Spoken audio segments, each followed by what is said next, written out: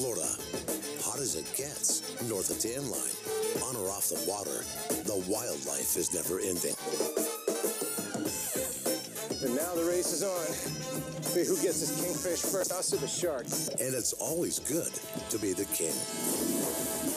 It's a solid way to start the day. See, this one's got some heft to him. He's smoked line off. That'll do just fine, huh? Solid.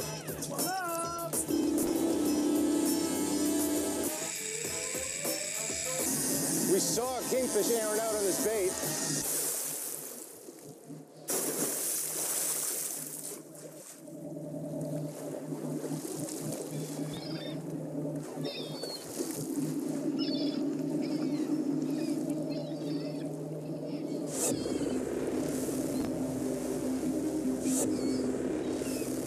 Jupiter, Florida, a planet of its own, home to the rich and famous like Michael Jordan, Tiger Woods, and Bill Parcells. The king mackerel have migrated here to southeast Florida.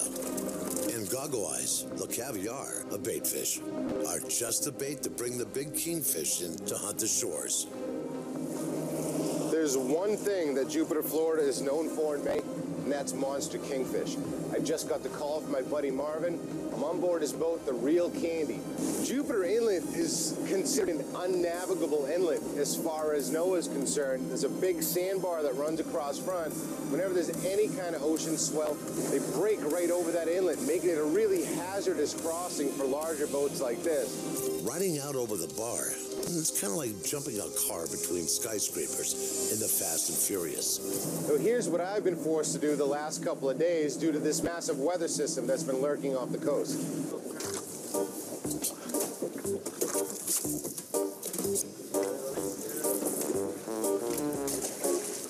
So it's obvious that the weather sucks. Idiotic lengths that we go through just to catch fish. No, that ain't bottom.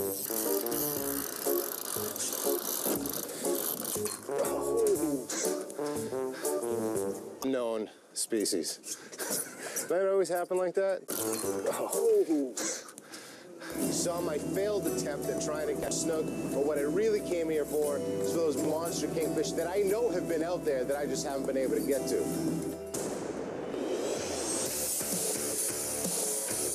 Out of the harbor, it's a short run to the king mackerel. Kingfish success depends on the coordinated efforts of a well-oiled team of crewmen, like the ones of the Real Candy. And at the wheel, veteran captain Marvin Stiding.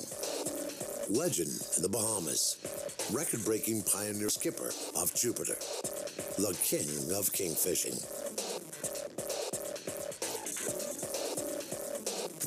So what we're going to be doing today is fishing 2 kites, 2 lines off of each kite. So we're going to have 4 baits on top, have a couple of flat lines out as well.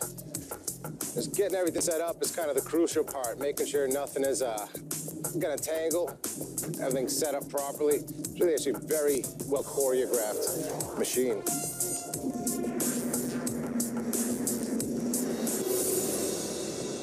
Here at the height of the kingfish migration, the wait is not that long.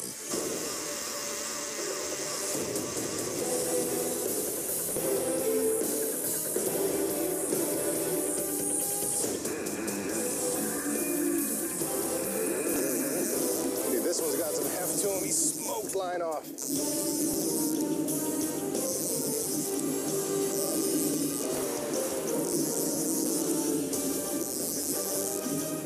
Hoping the sharks stay off them long enough to get both sides.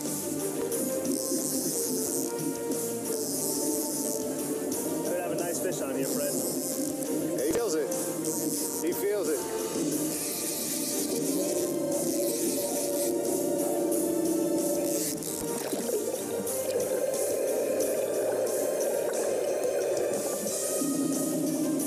Nice kick, nice kick.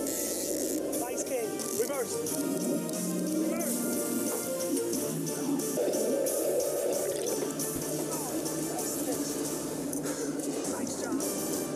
It's a solid way to to start the day? Yeah, right on, out. And you were telling me there was nothing but small fish around this time of year. Fantastic. Way to go on that fish. Yeah, nice, good on you. You put us in the spot. Not bad. That's a solid king. Good job, man. Right on, Carl. Okay, man. Yeah, man. What's up, Fred? How's about that for a Jupiter kingfish? Not a bad way to start the day at all. A solid kingfish. There's people that fish years to get kingfish this big. We did it in no time. Starting to think that the kingfish are almost as nice as the girls around here. Almost. The place for tapping into trophy kingfish, Jupiter, Florida.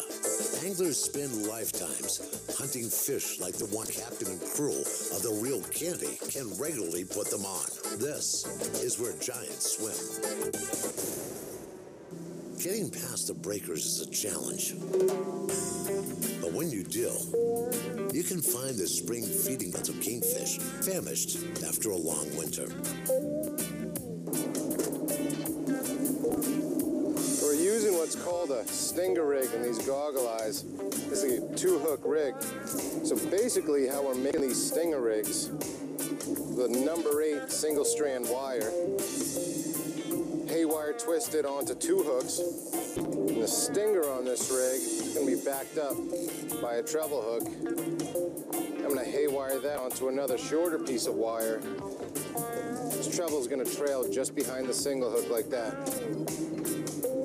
A little stinger rig. These kingfish are famous for short strikes, so that second hook back in the tail ensures that whether he hits it short in the tail or whether he hits it up in the head, he's getting your fish. Goggle eyes are so productive, they come at a price. Sometimes over $100 a dozen. Now, I know it may look a little confusing as to what's going on here with multiple lines and multiple kites, but it's actually very well orchestrated and carefully choreographed, where we've got 2 lines coming down off of each kite, flat line out, a down line out. Everything's put out in a particular order so that nothing ever tangles. You do need to monitor it constantly. You have to make sure your baits aren't floating or sinking too deep. You want them right on the surface, but with a well-oiled team and everything done perfectly, it really raises a lot of big fish. Gets a lot of bites.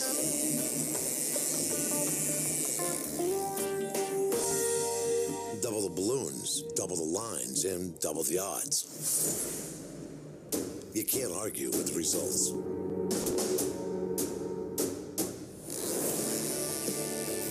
Because what's on the line is not a kingfish, but something that comes as a complete surprise.